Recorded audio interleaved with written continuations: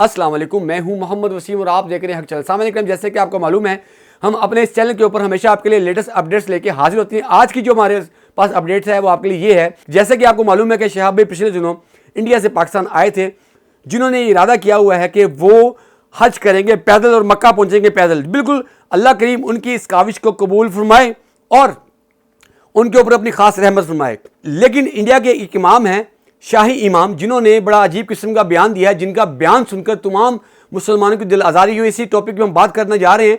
तो इस टॉपिक में मेरा साथ देने के लिए मेरे साथ मौजूद हैं बड़े मशहूर एंकर पर्सन हैं मियाँ खुर्रम साहब। मियाँ खुर्रम साहब अस्सलाम वालेकुम। जी वालेकुम सलाम। मियाँ खुर्रम साहब कैसे हैं आप? अल्हम्दुलिल्लाह जी खैरियत से। मियाँ खुर्रम साहब, मुझे मालूम है बड़े मसरूफ़ हैं, क्योंकि आप इस वक्त मीनार पाकिस्तान पहुँचे हुए हैं और मीनार पाकिस्तान से ही आपने मुझे अपना ये बीपर दे दिया है। तो मियाँ खुर्रम साहब, मेरा आपसे पहला ये सवाल है कि मियाँ खुर्रम साहब, जैसा कि आपको मालूम है जिस टॉपिक में मैं बात करने जा रहा हूँ, शाही इमाम जो इंडिया के हैं, इन्होंने एक बयान दिया है जिससे तमाम मुसलमानों की दिल आज़ारी हुई है शहाब भाई को लेके।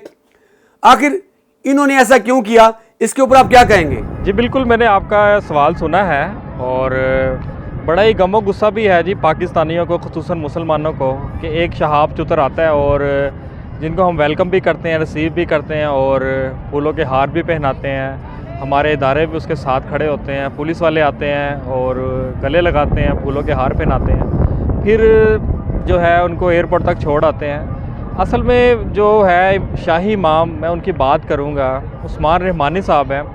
वो मस्जिद के मेंबर पर बैठ के उनको इस तरह की बातें करना ज़ेब नहीं देता था, क्योंकि आप मस्जिद के मेंबर पर बैठे हैं और झूठ बोल रहे हैं कि पाकिस्तान की हुकूमत ने उनको रुला कर जहाज़ में बिठाकर ईरान जो है रवाना कर दिया। तो इस हवाले से मैं आपको ये बताता चलूँ कि ये उनका रवैया मुनाफिकाना है। ख़ुद उनका झूठ बोल रहे हैं, धोखा दे रहे हैं, वो ख़ुद दे रहे हैं, अपनी आवाम को दे रहे हैं। पाकिस्तानियों ने तो जो है शहाब चुतर को रिसीव किया और वेलकम किया और उसके बाद उनको जो है 48 घंटे का वीज़ा जो था, जो मुआहिदा हुआ था, उसके मुताबिक, उस तयशुदा मुआहिदे के मुताबिक बाय एयर जो है वो ईरान भिजवा दिया।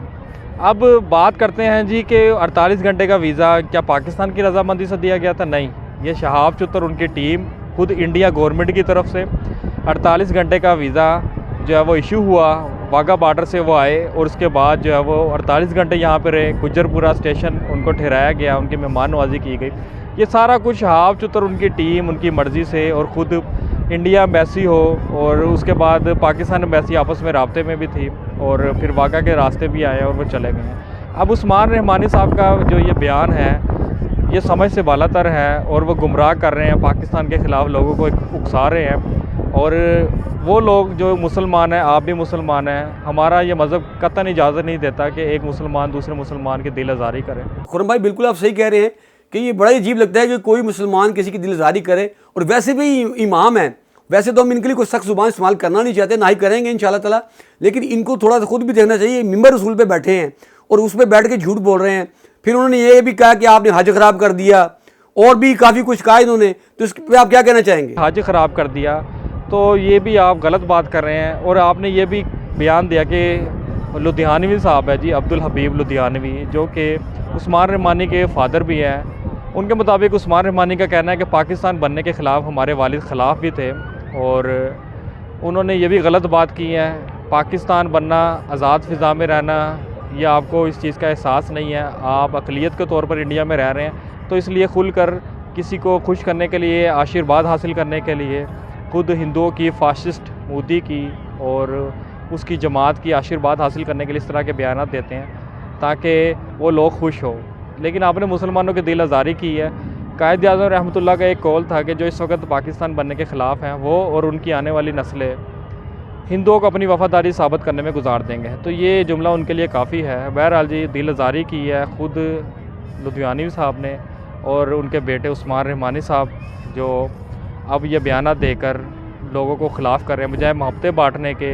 एक बॉर्डर ही तो है, लेकिन उस तरफ भी वही मुसलमान है, इस तरफ भी मुसलमान है, तो उसको रहते हुए एक दूसरे का ख्याल रखना चाहिए था, क्योंकि मुसलमान एक उम्मा की तरह है, दुख दर्द बर्दाश्त करते हैं। तो मेरा ये जवाब उनके लिए काफ़ी है कि आपने दिल आज़ारी आपने की है, आपने झूठ बोला है। ये तो आखिरत पे पता चलेगा, होगा हशर को ये मालूम कि जीता कौन और ये हारा कौन।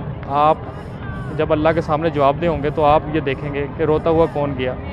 हंसता हुआ मुस्कुराता हुआ तस्वीरों के साथ वो यहाँ से गया था। जी जी बिल्कुल खुरम भाई, आपने बिल्कुल सही कहा कि ये इनको सोचना चाहिए था, ये इतना झूठ बोलने की इनको क्या ज़रूरत थी। वाकई सही बात है, कायद-ए-आज़म मोहम्मद अली जिन्ना साहब का कॉल बिल्कुल ठीक है।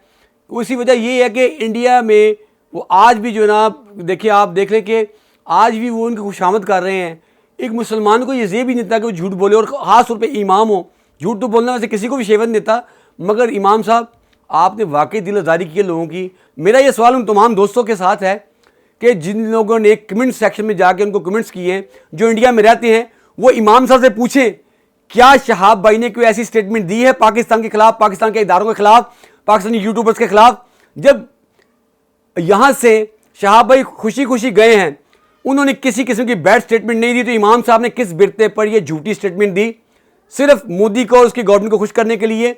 इमाम साहब आप भी जवाब दें इस चीज़ के। आपको सोचना चाहिए था ये बात करते हुए कि दो मुल्कों में मुसलमानों के दरमियान आप नफरत का बीज बो रहे हैं, ये गलत बात है। लिहाजा तमाम दोस्त अपना ख्याल रखिएगा, कभी किसी झूठ में ना आइएगा, हमेशा खुली आंखों से देखिएगा और अपने कानों से सुनिएगा। जब तक शहाबा की कोई स्टेटमेंट ऐसी ना आए, आपको शाही इमाम साहब की किसी भी बात पर कान नहीं धरने चाहिए। तो इसी के साथ मैं इजाज़त चाहूँगा, दुआ में याद रखिएगा, अपना ढेर सा ख्याल रखिएगा। पाकिस्तान जिंदाबाद, पाक फौज पाइंदाबाद, अल्लाह ने के बाद।